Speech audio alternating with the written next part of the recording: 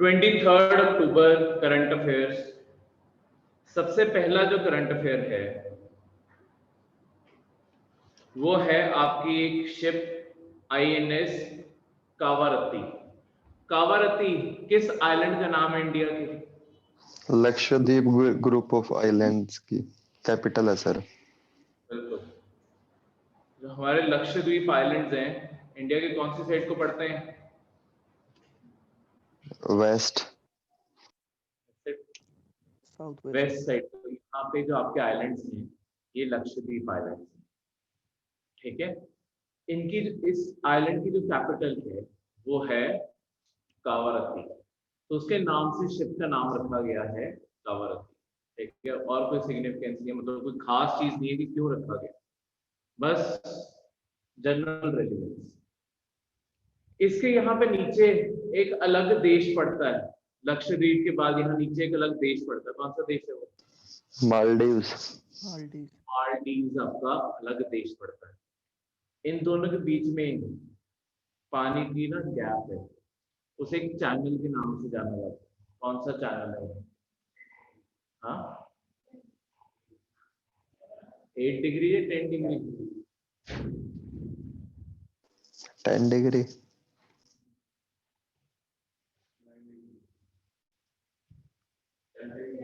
10 अंडमान निकोबार में है, 9 डिग्री पड़ता है। और तुमने मुझे भी कंफ्यूज कर दिया, सारी डिग्री बोल दी। ये तुम्हारे एटलस में पढ़ जाओ, एटलस से 9 डिग्री। 9 डिग्री एक ना चैनल कहते हैं, इसे 9 डिग्री चैनल गोलक में जाता है। मतलब हम लक्षद्वीप के बारे में यहाँ पे थोड़ा सा स्टडी कर लेंगे। हमारे जो आइलैंड चेंज पड़ती है, देखो सर मालदीव मतलब आइलैंड ही है, एक कंट्री तो नहीं कह सकते। मालदीव्स कंट्री है, मतलब वो आइलैंड नेशन है। जो मालदीव है वो आइलैंड, वैसे मतलब छोटा सा ही है। मतलब चलो छोटा तो है ही, पर दुनिया में बहुत सारे देश छोटे साइज के भी है, बड़े साइज के भी है। मालदीव्स बेसिकली अगर तुम देखोगे वो ना लक्षद्वीप की कंटिन्यूएशन है, बस वो अलग देश बन गया, ठीक है।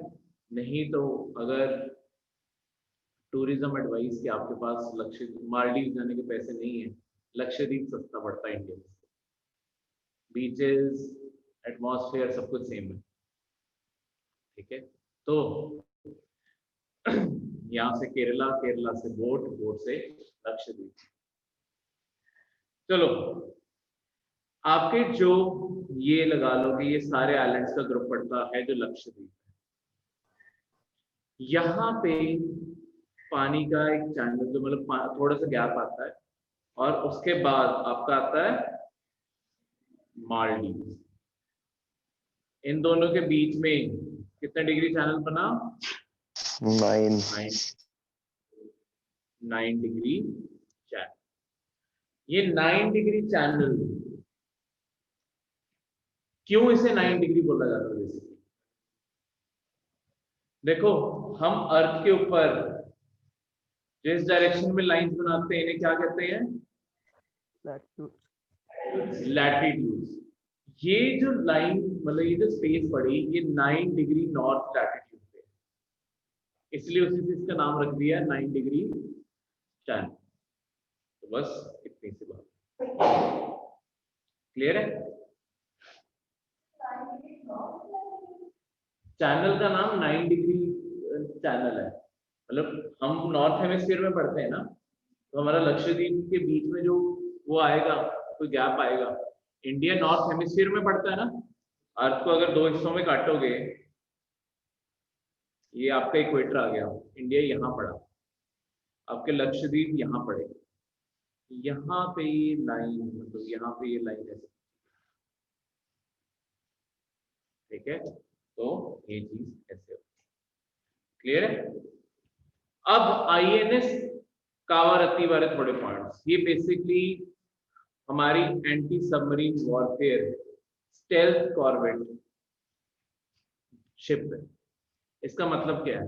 इसके ऊपर जो वेपनरी लगी है वो एंटी सबमरीन टेक्नोलॉजी की है, कि सबमरीन को हंट करने के लिए बेसिकली बनाई गई है, ठीक है। सबमरीन्स को हंट करने के लिए बनाई गई है। तो सबमरीन्स को डिटेक्ट करना, उनके ऊपर फायर करने वाली मिसाइल, उससे ये लैस है। स्टेल्थ का मतलब क्या होता है? ये हम बहुत जगह पे आपके क्या कहते हैं, फाइटर जेट टेक्नोलॉजी में भी सुनते हैं कि ये स्टेल्थ फाइटर जेट है।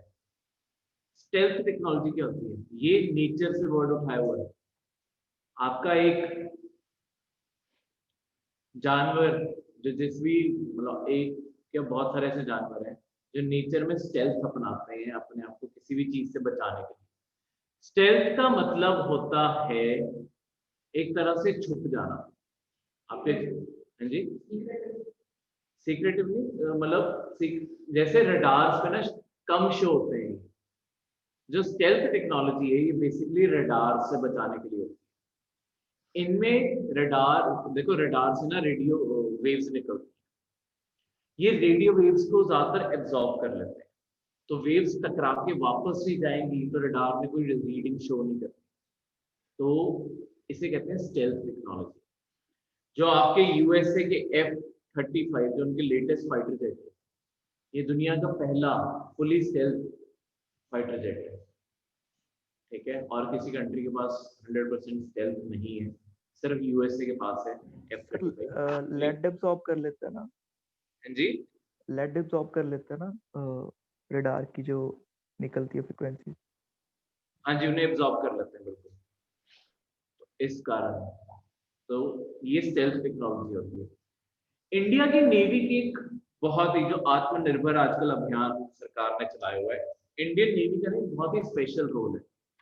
हमारे तीनों आर्मी के विंग्स, आर्मी, नेवी और एयरफोर्स, इनमें से इकलौती नेवी ऐसी है जो बहुत टाइम से अपनी ज्यादातर उनकी 80 to 90% जो रिसोर्सेज है ना वो इंडिया में ही बन रहे हैं।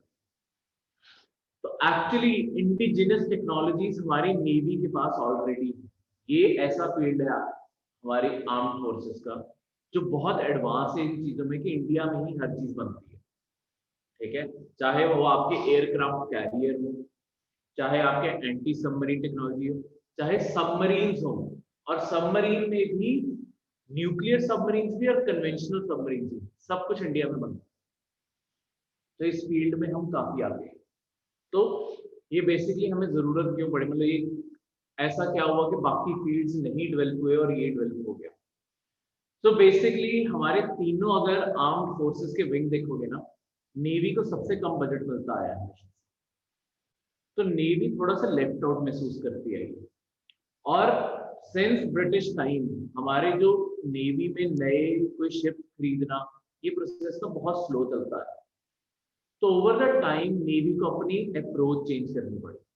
इंस्टेड की वो गवर्नमेंट की फॉरेन ऑर्डर्स पे रिलाई करे और फॉरेन प्रोक्योरमेंट सारे प्रोसेस से निकले, नेवी ने लोकल वेंडर्स ढूंढने शुरू किए जो उससे सस्ते भी पड़े और टेक्नोलॉजी लोकली सोर्स भी हो गई।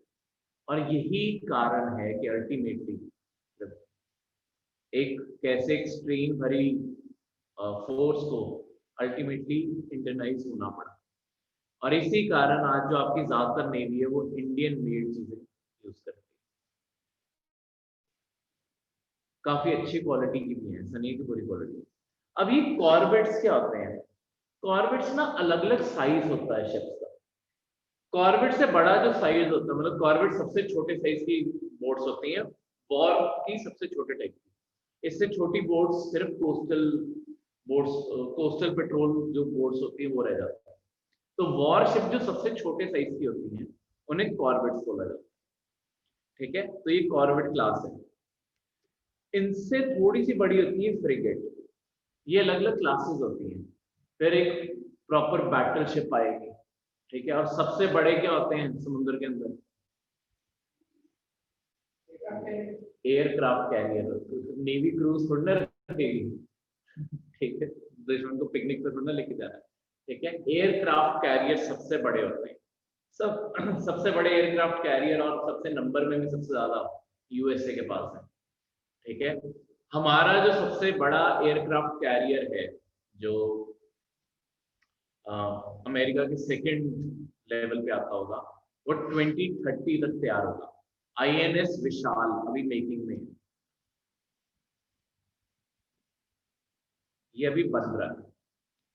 ये हमारा 65,000 टन कैटेगरी का सबसे बड़ा एयरक्राफ्ट कैरियर, इंडिया का सबसे बड़ा एयरक्राफ्ट कैरियर मतलब ये कॉर्बेट से बड़ी जरूरत। पर जो एक एयरक्राफ्ट कैरियर वैसे होता है ना, एयरक्राफ्ट कैरियर कभी भी अपने आप को प्रोटेक्ट नहीं कर पाता। अपने आप में जो एयरक्राफ्ट कैरियर है वो अपने आप को कभी प्रोटेक्ट नहीं कर पाता, क्योंकि एयरक्राफ्ट कैरियर के ऊपर एक गन तक नहीं होती।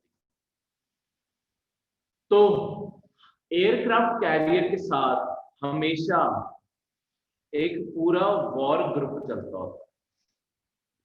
कभी भी देखना, एक एयरक्राफ्ट कैरियर कभी भी अकेला नहीं, उसके साथ हमेशा 7-10 शिप्स और होती, उसमें 1 या 2 सबमरीन होंगी, 4 को कॉर्वेट्स होंगी, 1 आपका ऑयल टैंक होगा जो सबको रिफिलिंग दे सके। ठीक है, तो ये पूरा का पूरा ग्रुप एक साथ चलता होता है। इसीलिए इसे माना जाता होता है। देखो जो आपका 7th फ्लीट है, जो यूएसए की बात की जाए, यूएसए की ना पैसिफिक ओशन में चाइना की साइड जो से थ्रेट, चाइना को एक्चुअली जो थ्रेटेड महसूस करवाता है, और 7th फ्लीट जो पैसिफिक ओशन चाइना के आसपास यूएसए का कंट्रोल बना के रखता है, अमेरिका की है, वहां पे 7th फ्लीट कहते हैं।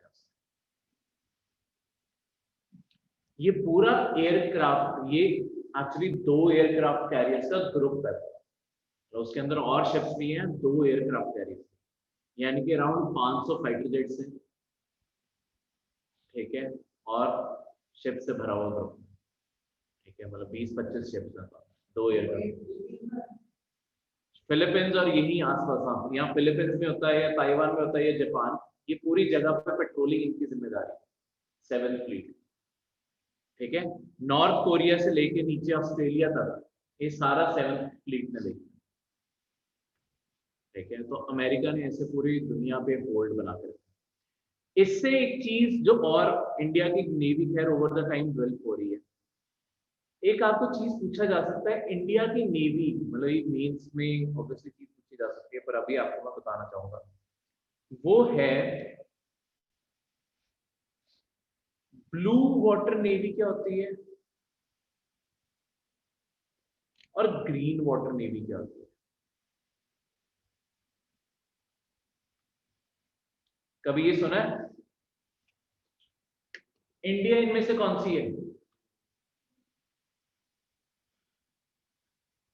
Blue water sir. गलत। ठीक है, अब दूसरा ऑप्शन तो ग्रीन वाटर ही बचेगा फिर। ठीक है, देखो ब्लू वाटर नेवी दुनिया में सिर्फ एक ही है, यूएस। ब्लू वाटर नेवी का मतलब है ऐसी नेवी जो पूरी दुनिया में अपना दबदबा एक टाइम पे होल्ड करवा सके। ठीक है, वर्ल्ड वॉर 2 से पहले यूके था, वर्ल्ड वॉर 2 के बाद यूएसए। ठीक है, यूएसए ये कैपेबिलिटी होल्ड करता है कि वो सारे ओशन में अपनी प्रेजेंस महसूस करवा सकता है। ग्रीन वाटर नेवी, हर कंट्री में ग्रीन वाटर नहीं होती, India green water. Green water का बताना, 1 मिनट। हाँ जी, हाँ जी, वही बता रहा हूँ। ग्रीन वाटर नेवी क्या होती है? ग्रीन वाटर नेवी होती है जो रीजनल पावर होती है, रीजनल पावर होती है। रीजनल पावर का क्या मतलब है? देखो इंडिया के जो नीचे ओशन लगता है, Indian Ocean, Arabian Sea, Bay of Bengal, हमारे चारों ओर जो समुद्र है, हमारी नेवी यहाँ पे अपनी डोमिनेंस एस्टैब्लिश कर सकती है। ठीक है, पर इसके बियॉन्ड नहीं।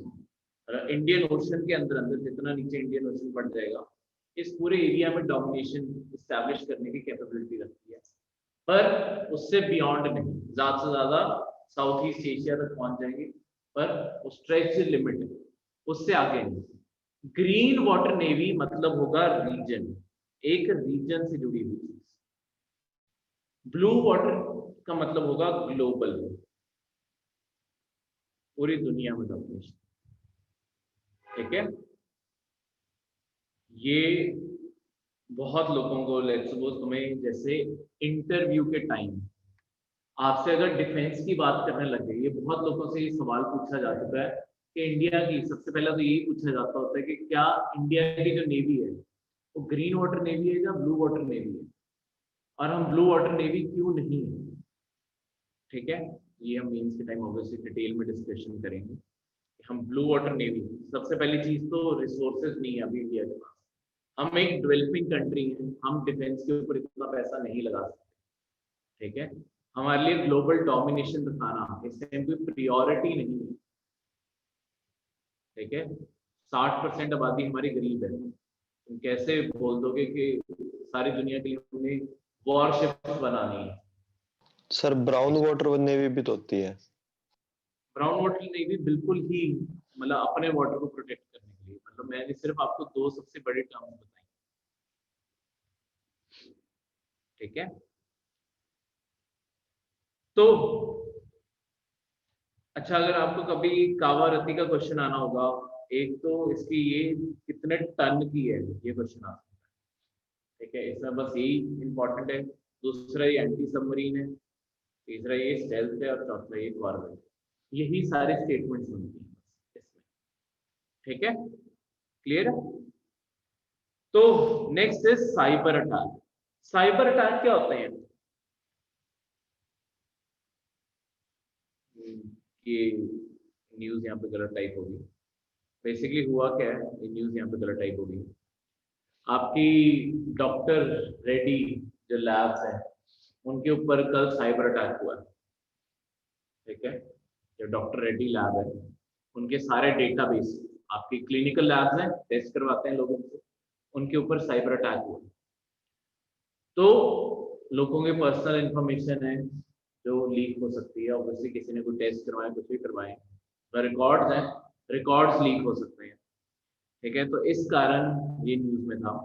तो साइबर अटैक होता क्या है? बेसिकली साइबर अटैक होता है कि विलफुली किसी के कंप्यूटर, उसके इलेक्ट्रॉनिक डेटाबेस या आईटी इंफ्रास्ट्रक्चर पूरा का पूरा उसे जानबूझ के डैमेज करना।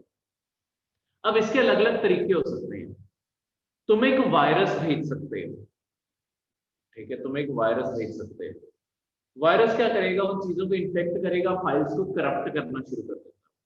ठीक है, पर कई जरूरी नहीं है कि हर अटैक सिर्फ इसलिए हो कि दूसरे का सिस्टम खराब हो। आपके जैसे एसपी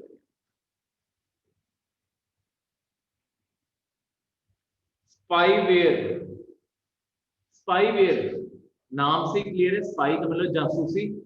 ये क्या होते हैं? लेट्स सपोज आपने किसी लिंक पे कोई ईमेल आई, किसी फोटोग्राफ पे भी, लेट्स सपोज किसी ईमेल में कोई आपको फोटोग्राफ आती है, आप वो फोटोग्राफ ओपन करते हो, वो ओपनिंग में ही उन्होंने कमांड डाली होती है कि जैसे इसके ऊपर क्लिक करें अपने आप बैकग्राउंड में एक फाइल डाउनलोड होनी शुरू हो जाएगी। ठीक है, ये सिर्फ कंप्यूटर्स में नहीं होता है, ये आपके व्हाट्सएप पे भी हो सकता है। तो इस कारण आपको कोई भी अनट्रस्टेड फोटोग्राफ, लिंक कुछ भी आता है, क्यूरियोसिटी में खोलने की जरूरत नहीं है। ये सबसे कॉमन अटैक आजकल व्हाट्सएप, फेसबुक इनके थ्रू होने लग गए, जो पर्सनल डेटा पे होते हैं। तो स्पाईवेयर क्या करता है? बैक साइड पे इंस्टॉल हो जाएगा। वो क्या करेगा? क्या कैपेबिलिटी स्पाईवेयर होल्ड करता है? आपके मैसेजेस से लेके, आपकी फोटो गैलरी से लेके, आपकी इवन जो कॉल्स आप कर रहे हो उन्हें रिकॉर्ड करके कहीं पे भेजने की कैपेबिलिटी को होल्ड करता है। ठीक है, तो ये कैपेबिलिटी भी होती है। फिर सबसे आजकल जो एक नया साइबर क्राइम में बिजनेस डिटेक्ट बनता नहीं जा होते रहा है, ये डिटेक्ट, देखो उसके लिए आपको एंटीवायरस रखना पड़ेगा। ठीक है, डिटेक्ट हो जाते हैं, पर ऐसा नहीं होगा कि लेट्स सपोज किसी ने कोई नया स्पाईवेयर बनाया है वो साथ की साथ डिटेक्ट हो जाएगा, क्योंकि सोर्स कोड नया होगा। जो आपके पीछे आपने एंटीवायरस भी अगर रखा हुआ है, एंटीवायरस की जो कंपनीज हैं वो लगातार इंटरनेट सर्च करती रहती हैं। मतलब एक होता है जिसे कहते हैं बगमन, ये आपकी साइबर कंपनीज के लिए होता है बगमन। इसमें क्या करते हैं आपकी साइबर कंपनीज ने जानबूझ के हजारों में कुछ ऐसे प्रोफाइल्स और ऐसे नंबर्स कुछ बनाती है जहां पर सिक्योरिटी बहुत ही कम हो और आराम से आपके साइबर अटैक्स हो सकते हैं। वो जानबूझ के चाहते हैं कि जितने भी आपके स्पाईवेयर वायरसेस हैं वो सिस्टम में घुस जाए, फिर वो एक एक करके उसे सारा फिल्टर आउट करके अपना एंटीवायरस का सिस्टम बना, ठीक है, काम बच जाता है ना। अगर सारे खुद ही चीजें भागी आएंगी, आपका काम बच जाएगा, उसके बाद तो बस फिल्टर आउट करना है। तो जो नया सोर्स होता है, कुछ भी जो नया होता है वो अचानक डिटेक्ट नहीं होता। कुछ महीनों बाद अगर आपने एंटीवायरस खरीदे हुए हैं तो ऑब्वियसली कुछ महीनों बाद आपको उसकी प्रोटेक्शन जो होती है वो प्रोवाइड हो जाती है। तो आजकल जो साइबर क्राइम में सबसे बड़ा बिजनेस बनता जा रहा है वो है फिशिंग। ये पी से होता है, ये जो फिशिंग है ये पी से होता है। हाँ जी, जो साइबर आपकी जो एंटीवायरस की कंपनीज हैं वो बग मत करती हैं, जैसे नॉर्टन हो गया, ठीक है, कोई कील हो गया, ये जितनी कंपनीज हैं जो ये करती हैं, जो सिक्योरिटी फर्म्स हैं, ठीक है, जो इंटरनेट सिक्योरिटी फर्म्स हैं, ठीक है। फिशिंग क्या होता है? आपके सिस्टम में हैक करना और आपके क्रेडिट कार्ड या बैंक डिटेल्स चोरी कर लेना। आजकल टीवी पे भी ऐड आती है ना कि आरबीआई कहता है बच के रहो इन चीजों से, वो फिशिंग होती है। आपके ऊपर कोई ना कोई जाल फेंका जाएगा, मतलब आपको आर्टिफिशियली कोई चीज शो की जाएगी। जैसे एक फिशिंग, चलो एक नॉन मनी रिलेटेड चीज बताता हूँ जो अक्सर आपको ईमेल आ सकती है। अगर आपका फेसबुक पे अकाउंट है ना, एक दिन आपको अचानक ईमेल आएगी कि आप फेसबुक का पासवर्ड चेंज करने का अटेम्प्ट कर रहे हो, तो ये रहा लिंक। आपको लगेगा आपको पासवर्ड चेंज कर ही नहीं, या फेसबुक की तरफ से कि ये आपकी कोई इंफॉर्मेशन है, इसे रिसीव करने के लिए इस लिंक पे क्लिक कीजिए। वो बिल्कुल फेसबुक के पेज की तरह खुलेगा, उसके अंदर वैसे ही रीसेट पासवर्ड, न्यू पासवर्ड, वो सब कुछ होगा। पर उन्होंने क्या किया होगा, एक ही कॉपी आपको दिखाने के लिए स्क्रीन बनाई हुई है, उसके बिल्कुल पीछे मिरर की हुई है असली फेसबुक। तुम एक्चुअली जो पासवर्ड चेंज करके दे रहे हो वो उन्हें चेंज करके दे रहे हो। जैसे ही आप नया पासवर्ड और सब कुछ एंटर करोगे, वो पीछे वैसे ही फेसबुक से चेंज होगा, पर वो कंप्यूटर को प्रोग्राम किया होता है साथ के साथ यहाँ पे कोई नया पासवर्ड डालता है। तो पुरानी डिटेल्स आपने वेरीफाई कर दी, फेसबुक का सिस्टम आपने ब्रीच करवा दिया अपना खुद का, उसके बाद नया पासवर्ड वो सेट कर देंगे, सारी डिटेल्स बदल देंगे और आपका अकाउंट आपके कंट्रोल से। ये होता है फिशिंग अटैक्स, ठीक है। सबसे बेसिक ये है, ऐसे ही आपको क्रेडिट कार्ड इन सब के फेक पेज बना के भेजे जा सकते हैं, ठीक है, ऐसे फिशिंग होती है। तो जब भी पेमेंट करनी हो या अगर ऐसे फेसबुक का पासवर्ड चेंज करने को है, हमेशा जो वेबसाइट है उसके ऊपर जाके करो, ठीक है, ताकि ऐसे अटैक से बचे रहो। नेक्स्ट इज एक और जो चीज निकल के आती है वो है रैंसमवेयर। ये जो लोग खासकर टोरेंट्स, पता है ना क्या होते हैं, फ्री में आपकी मूवीज गेम सब कुछ मिल जाता है टोरेंट्स के ऊपर। टोरेंट्स के ना खासकर टोरेंट्स के साथ जोड़ देते हैं, जोड़ने को मैसेजेस वीडियो किसी के साथ जोड़ सकते हैं। रैंसमवेयर क्या करता है, अगर ये कंप्यूटर में आया, ये कंप्यूटर के अंदर जितनी भी फाइलें होती है ना उनके ऊपर लॉक लगा देता है। जैसे ही आप उन्हें खोलने की कोशिश करोगे, सिर्फ एक मैसेज ओपन होता है कि पहले इस अकाउंट में इतने पैसे जमा करवाओ, फिर आपको इसकी की मिलेगी। और ऑब्वियसली आम बैंक अकाउंट तो होंगे नहीं तो क्रिमिनल डिटेक्ट हो जाए। ऐसे क्रिमिनल्स डील करते हैं बिटकॉइन। बिटकॉइन का पैसा एक पब्लिक लेजर के थ्रू जरूर जाता है। बिटकॉइन क्या होता है, ब्लॉकचेन टेक्नोलॉजी क्या होती है, किसी टाइम करंट में रहेगा तब पढ़ेंगे, ठीक है। पर ये ऐसी चीज है जो बैंकिंग सिस्टम से बाहर है, तुम इसे ट्रांजैक्शन जरूर कर सकते हो पर ये कोई बैंक के रिकॉर्ड्स के थ्रू नहीं पास होता पैसा। तो किसी को नहीं पता कौन सा बिटकॉइन का अकाउंट किस यूजर को बिलोंग करता है। तो ज्यादातर जो आपके साइबर क्रिमिनल्स हैं वो इसके थ्रू ऑपरेट करते हैं। आपके जितना भी जो डार्क वेब है, ठीक है, वो जो ऑपरेट करता है, डार्क वेब पता है ना, ग्रे वेब कह लो, डार्क वेब कह लो, ठीक है, ये इंटरनेट का वो हिस्सा है जो आम आदमी नहीं एक्सेस करता, ठीक है। डार्क वेब वो है, मतलब हम जो इंटरनेट एक्सेस करते हैं वो एक्चुअली इंटरनेट का 5% भी नहीं, बाकी सारा डार्क वेब है। डार्क वेब अनसिक्योर्ड होता है, उसमें कुछ भी, कोई भी अटैक इधर से भी आ सकता है। तो उसे एक्सेस भी ऐसे लोग ही करते हैं जिन्हें उसे चलाना आता है, पर उसके अंदर हर चीज अवेलेबल होती है।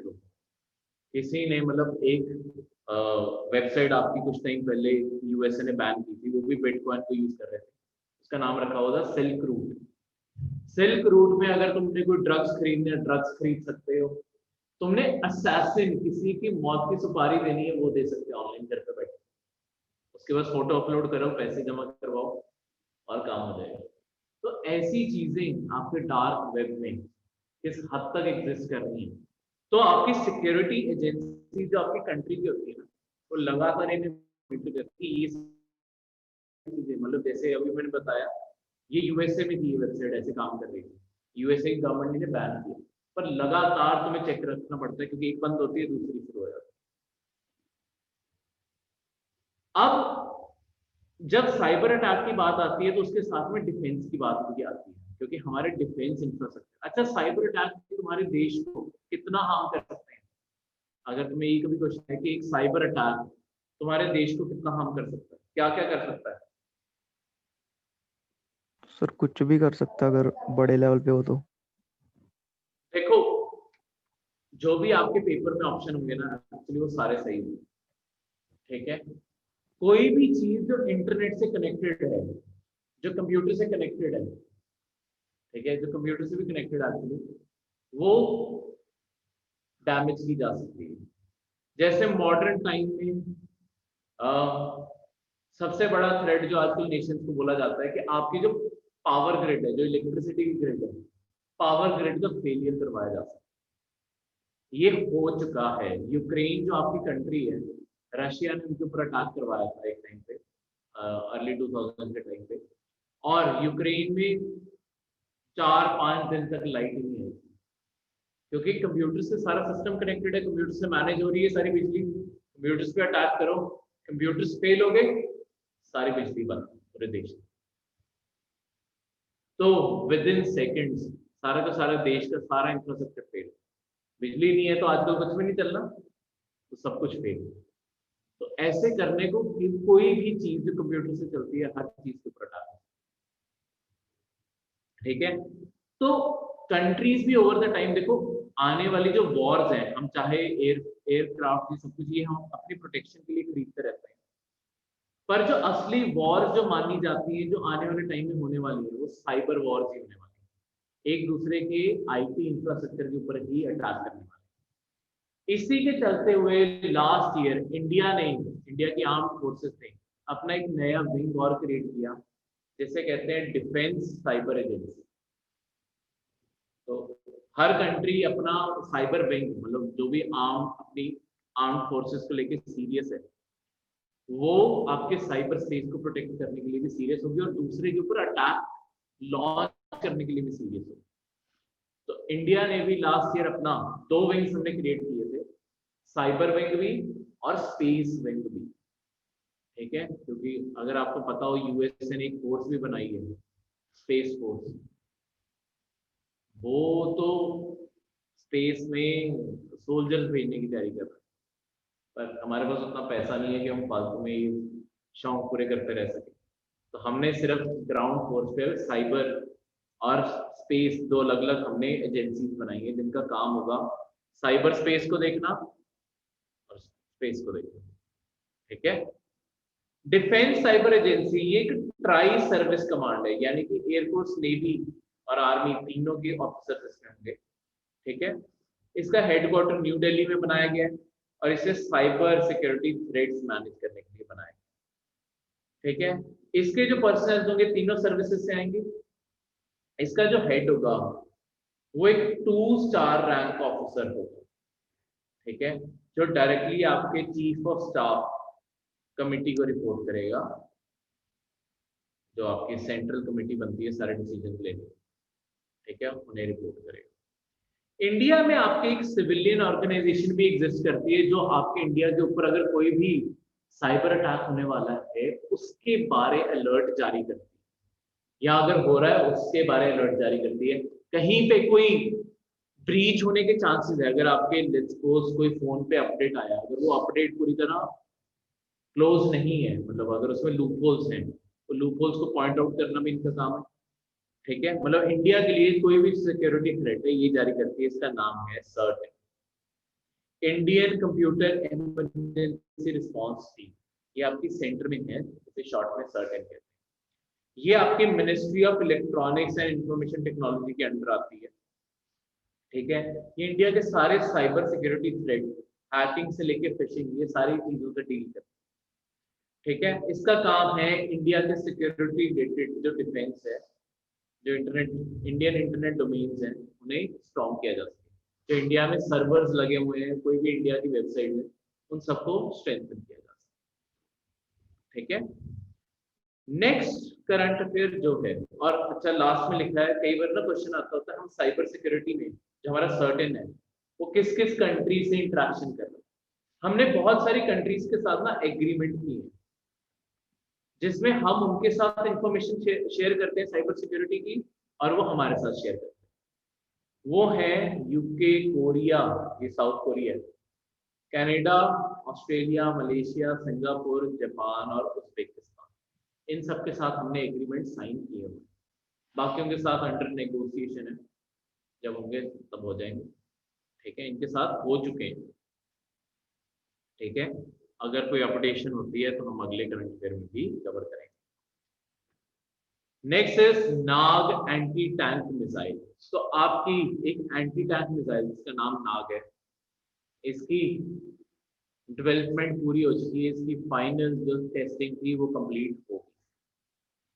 ये टेस्टिंग पोखरान फायरिंग रेंज में हुई है। पोखरान किसके लिए फेमस है?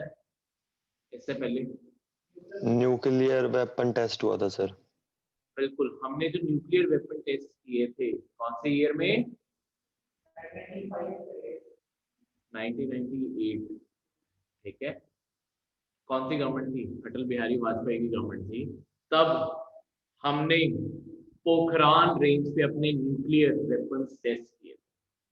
ठीक है, पोखरान एक डेवलपमेंट रेंज है, तो इसमें और भी काम होता है। देखो, डेजर्ट रेगिस्तान का इलाका है, तो यहाँ पे कोई आसपास आबादी होने का ज्यादा खतरा नहीं।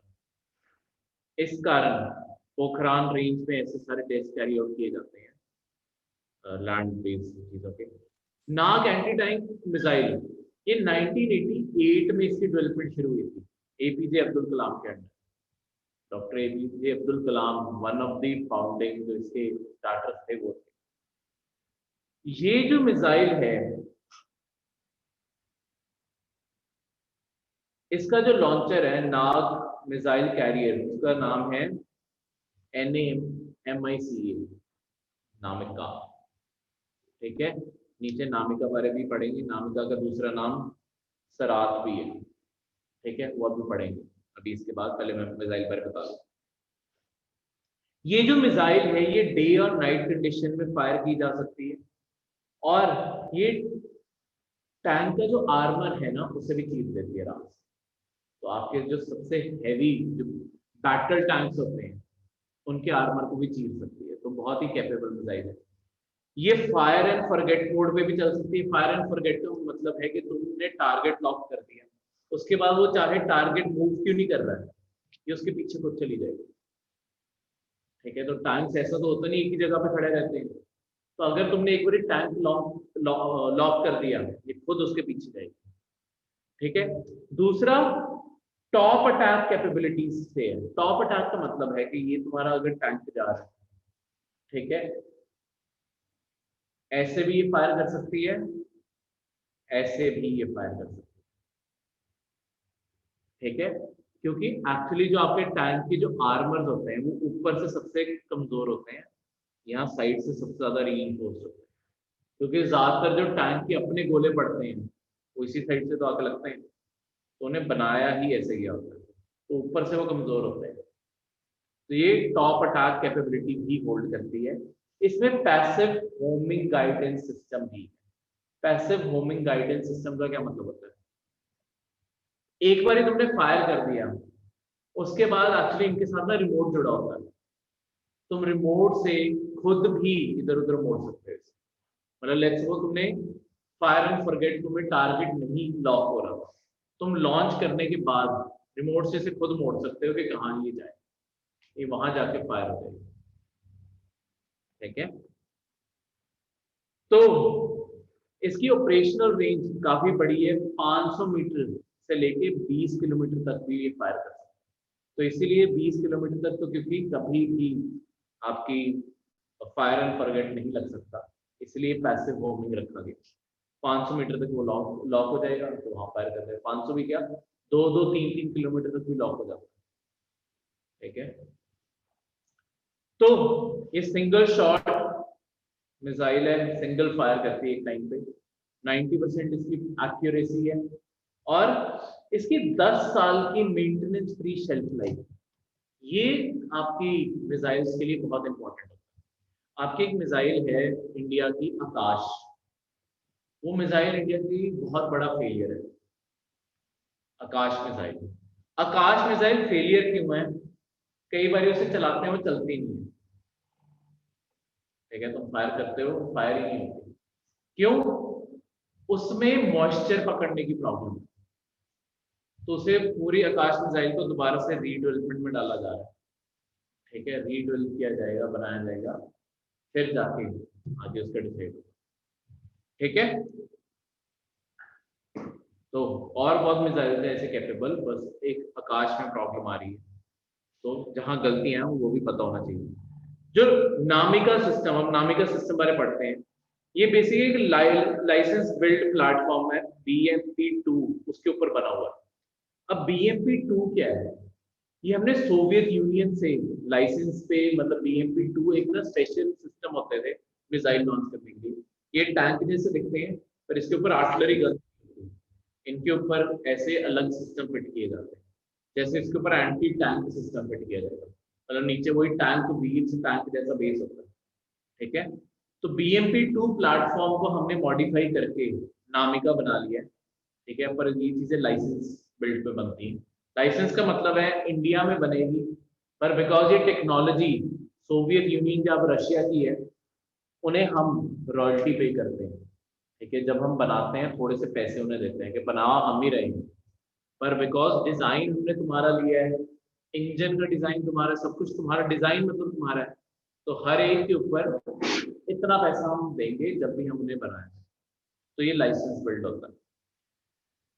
ठीक है, तो नामिका एक टाइम पे टोटल 12 मिसाइल कैरी कर सकता है, कैरी कर सकती है नामिका। ठीक है, 8 रेडी टू फायर मोड में और 4 स्टोरेज। इसके अंदर 4 पर्सनल इसके अंदर बैठ भी सकते हैं। ठीक है, और नामिका अपने आप में 7.5 किलोमीटर दूर तक इनसाइड फायर कर सकती है, मतलब जो फायर एंड फॉरगेट वाले टारगेट है वो 7.5 किलोमीटर दूर तक फायर एंड फॉरगेट कर सकती है, बहुत दूर तक की कैपेबिलिटी। क्लियर है? ये थे आपके आज के करंट अफेयर्स, इनमें कोई भी डाउट हो? हाँ जी, नाग मिसाइल इंडिजिनस है। जो नामिका प्लेटफॉर्म है वो चाहे सोवियत यूनियन से लिया हुआ है, पर जो नाग मिसाइल है ये 100% DRDO ने इंडिया में ही बनाई।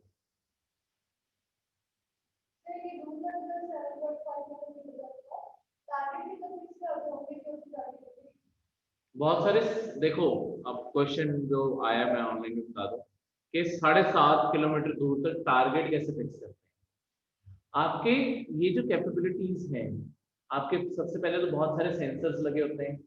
ठीक है, इनके अंदर रडार से लेके और डिटेक्शन के प्लेटफॉर्म भी होते हैं, प्लस आजकल जो आपकी जियो स्पेशियल टेक्नोलॉजी है, जो सैटेलाइट से इमेज दे रही है, सैटेलाइट आर्मी को रियल टाइम इमेज देती है, वो 10 मीटर क्लोज तक जमीन पे देख सकते हैं। तो एक्चुअली तुम वहां से कोऑर्डिनेट्स लॉक इन कर दोगे। ठीक है, टारगेट उस पर फिक्स कर दोगे, उसके बाद जो आपके रडार हैं उस पर इस डायरेक्शन में तुमने फिक्स कर दिया, वो ऊपर और नीचे कोऑर्डिनेशन बिठा के वो टारगेट जहां पे भी जा रहा है। आजकल आपकी सैटेलाइट में भी कैपेबिलिटी है कि अगर एक व्हीकल को ट्रैक करना है, सैटेलाइट ट्रैक करती रह सकती है जहां मर्जी जाए, और मिसाइल उसके साथ साथ वैसे मूव कर रही है। ठीक है, उसके बाद मिसाइल्स में अपना खुद भी पैसिव डिटेक्शन होती है कि अगर जो जब वो बिल्कुल पास पहुंच जाती है, मतलब एक मिनी रडार लगा लो उनके अंदर भी होता है, वो एंड पॉइंट पे जो एक्यूरेसी बिठानी है, मतलब आपका जीपीएस तो थोड़ा बहुत इधर उधर भी हो सकता है, तो एंड मोमेंट पे जो एक्यूरेसी बिठानी है वो उसके थ्रू बिठाता है। ठीक है, किसी और को कोई डाउट्स? हाँ जी, सर हाँ जी। जो ये एक मिनट, जो इसमें लिखो ना साइबर अटैक की पहली दो लाइंस हैं, मीन्स जो कल निर्मला सीतारमन जी ने बोल लिया वहां पे पंजाब के अंदर, ओ सॉरी बिहार के अंदर, तो सर हाँ, ये तो इक्वालिटी के अगेंस्ट ही नहीं होगी कि उनको तो फ्री मिल रही है, बाकी सबको चार्जेस देने पड़ेंगे? अच्छा, ये जो न्यूज बाई चांस यहाँ पे टाइप होगी, ये तभी तो क्रिटिसाइज किया जा रहा है। बेसिकली बीजेपी ने अपने क्या किया है, अपने बिहार जो अब इलेक्शन कैंपेन है उसमें बोला है कि हम वैक्सीन, कोविड की वैक्सीन फ्री में प्रोवाइड करवाएंगे अगर हमारी सरकार आती है। तो इसके ऊपर क्रिटिसिज्म यही उठ रहा है कि तुम अब क्या कहते हैं, इलेक्शन के सिर पे लोगों को वैक्सीन दोगे। ये पब्लिक हेल्थ का मामला है, कोई इलेक्शन का मामला थोड़ी है। सबको मिलनी चाहिए, अगर फ्री में मिल रही है तो सबको मिलनी चाहिए, पैसे पे है तो सबको पैसे देके मिलनी चाहिए। तो ऑब्वियसली ये कंट्रोवर्सी भी एक आधा दिन में और बढ़ेगी। और देखो इलेक्शन कमीशन क्या बोलती है इसके ऊपर। ठीक है, अभी इलेक्शन कमीशन के कमेंट्स की वेट है। ठीक है, अच्छा, साइबर अटैक्स में एक्टिव और पैसिव अटैक्स, ये जो लिखा है ये क्या होता है? देखो, एक्टिव अटैक्स होते हैं जो रियल टाइम में आपके सिस्टम रिसोर्सेज को इफेक्ट करते हैं और उसका ऑपरेशन चेंज करते हैं। ठीक है, जो वायरस हो गया वो हो गया, जो सिस्टम को डैमेज रियल टाइम कर रहा है, चाहे वायरस हो गया चाहे रैंसमवेयर हो गया, ये आपको दिख रहा है कि ये क्या कर रहा है। पैसिव अटैक्स होते हैं ऐसी चीजें जो सिस्टम में छुप के बस तुम्हारी इंफॉर्मेशन दे, जैसे स्पाईवेयर हो, वो तुम्हें कहती कुछ नहीं है पर तुम्हारे सिस्टम में हो सकती है। ठीक है, सर मतलब कोई भी अपना हमारा पर्सनल डाटा एक्सेस करके वो रिकॉर्ड कर सकती है। हाँ जी बिल्कुल। तो अगर फिर आपके सिस्टम में कोई ना कोई ब्रीच है तो आप सोचो। सर ये तो बहुत डेंजरस होगी। डेंजरस तो है ही आजकल। देखो, इवन एक इसराइल ने अपनी कैपेबिलिटी शो की थी, एक चलती हुई कार थी, कोई मतलब ऐसा नहीं है कि सेल्फ ड्राइवन कार है, नॉर्मल कार, बस उनमें आजकल क्योंकि एंटरटेनमेंट सिस्टम ये सब कुछ मॉडर्नाइज लगने लग गए हैं। इसराइल के हाथर से कैसे गाड़ी को खुद ही कंट्रोल में लेके गाड़ी को बिल्कुल मोड़ के एक्सीडेंट करवा दिया, स्टेयरिंग हाथ से कंट्रोल से। तो साइबर या हमारी जितनी टेक्नोलॉजीज है, इनके बेनिफिट्स भी हैं तो इनके नुकसान भी, वो तो यूज के ऊपर है। ठीक है, तो दोनों साइड से टेक्नोलॉजी चलती सर जब नरेंद्र मोदी जी का अकाउंट हैक हो सकता है तो हमारा तो नॉर्मली कर सकते हैं वो। है। बिल्कुल, वो चलो वो तो ट्विटर की वो थी ना, वो सिर्फ उनका नहीं हुआ था, सारे सेलिब्रिटीज के अटैक्स के ऊपर वो ट्विटर के सिस्टम में फॉल्ट था। ट्विटर में कुछ पिछले महीने हुआ था कि आपके अराउंड द वर्ल्ड जितने भी टॉप फॉलोइंग मतलब जो सेलिब्रिटीज हैं ट्विटर के, उनके अकाउंट्स हैक कर लिए गए और फिर ऐसे लिंक्स पोस्ट कर दिए गए थे जहां पे जाके उन्हें बोला गया था कि यहाँ इन्वेस्ट करो, यहाँ इन्वेस्ट करो, उनके सर पैसे लेके सारे। हाँ जी, सर ये साइबर अटैक 2 महीने पहले यूट्यूब पे भी हुआ था। वो मतलब बड़े बड़े अकाउंट से रात को 2:30 बजे के आसपास लाइव होके तो वो बिटकॉइंस ही मांग रहे थे, मतलब बिल्कुल। सेलिब्रिटीज की तरफ से। सेलिब्रिटीज की तरफ से यही होता है, ट्विटर अकाउंट को भी यही यूज किया गया था कि बिटकॉइंस मांगते हैं कि इसमें इन्वेस्ट करो, फायदा होगा फायदा होगा। सेलिब्रिटी ट्रस्ट का फायदा उठा के लोग उन लिंक्स पे क्लिक कर देते हैं। ठीक है, और कहीं पे इन्वेस्ट करना है वो भी कर देते हैं, बाद में पता चलता है वो तो अकाउंट जो था वो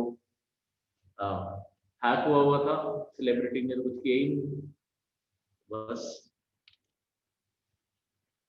ऐसे। ठीक है, तो और कोई करंट अफेयर से रिगार्डिंग डाउट्स? No sir. तो ये थे आपके आज के करंट अफेयर।